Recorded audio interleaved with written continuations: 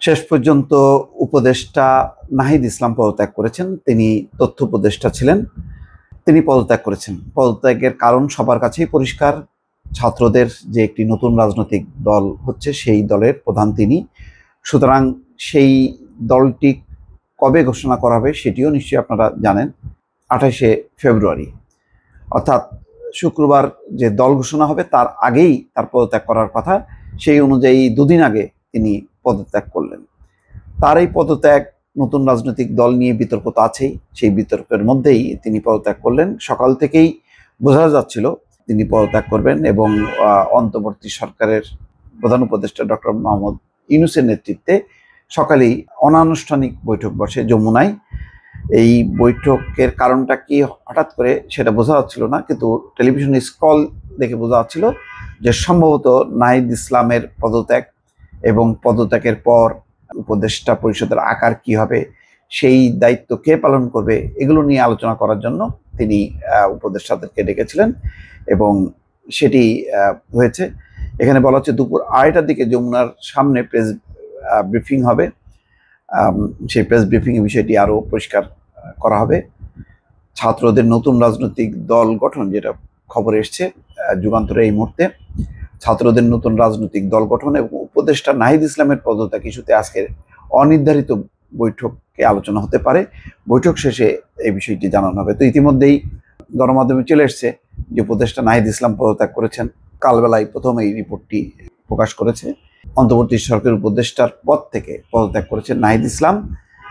প্রধান উপদেষ্টার কার্যালয় সূত্র কালবেলাকে এই তথ্য নিশ্চিত করেছে। নাহিদ ইসলাম অন্তর্বর্তী সরকারের তথ্য ও সম্প্রচার মন্ত্রণালয়, ডাক, টেলিযোগাযোগ ও তথ্য প্রযুক্তি মন্ত্রণালয়ের উপদেষ্টার দায়িত্বে ছিলেন। বৈষম্য বিরোধী ছাত্র আন্দোলন এবং জাতীয় নাগরিক কমিটি নতুন রাজনৈতিক দল গঠন করতে যাচ্ছে। এই দলের নেতৃত্ব দেবেন নাহিদ ইসলাম। সেই কারণে তিনি উপদেষ্টার পদ থেকে পদত্যাগ করেছেন বলে জানা গেছে। আগামী 28শে ফেব্রুয়ারি নতুন এই রাজনৈতিক দলের আত্মপ্রকাশ হওয়ার কথা আছে, যেটি বলা হচ্ছে মানিক এভিনিউতে বিপুল মানুষের সমাগম করে সেখানে এই দলটির আত্মপ্রকাশ করা হবে। এটা নিয়ে গত কয়েকদিন থেকে বৈঠকের পর বৈঠক হয়েছে। সেই বৈঠকে কে কোন পদে থাকবেন, কিভাবে সাংগঠনিক কার্যক্রম হবে, সেটা নিয়ে বিস্তারিত আলোচনা হয়েছে। অনেককে অ্যাকোমোডেট করা হয়েছে, কিছু ভেদাভেদ ছিল, মতানৈক্য ছিল, সেগুলি হয়তো শেষ পর্যন্ত নিরসন করা হয়েছে এবং চূড়ান্তভাবে 28 তারিখে দলটি আসছে এবং নাহিদ ইসলাম উপদেষ্টা হিসেবে পদত্যাগ করেই সেই দলের প্রধান হিসেবে তিনি দায়িত্ব নেবেন। গত কয়েকদিন থেকেই, গত 10-15 দিন থেকে এর প্রস্তুতি চলছিল এবং নাহিদ ইসলাম নিঃসন্দেহে একজন পরিচিত মুখ হয়ে উঠছেন সাম্প্রতিককালে। তার আগে পরিচিতি তেমন ছিল না, কিন্তু জুলাই আগস্টে অভ্যুত্থানের নেতৃত্বকালে তার নেতৃত্বের কথা সবাই নিশ্চয়ই মনে রেখেছেন এবং তখনই নাহিদ ইসলামের নামটি সবার সামনে এসছে।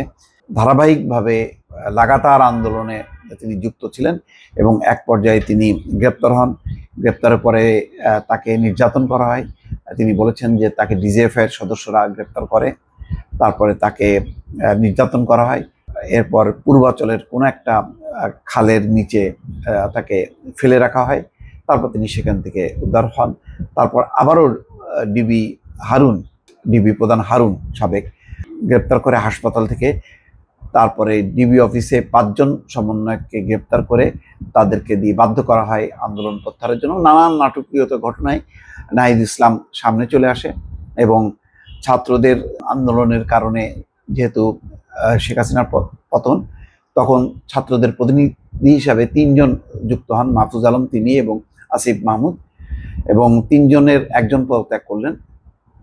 এখন ধারণা করা হচ্ছে মাহফুজ আলম সম্ভবত তথ্য উপদেষ্টার দায়িত্ব নিতে পারেন।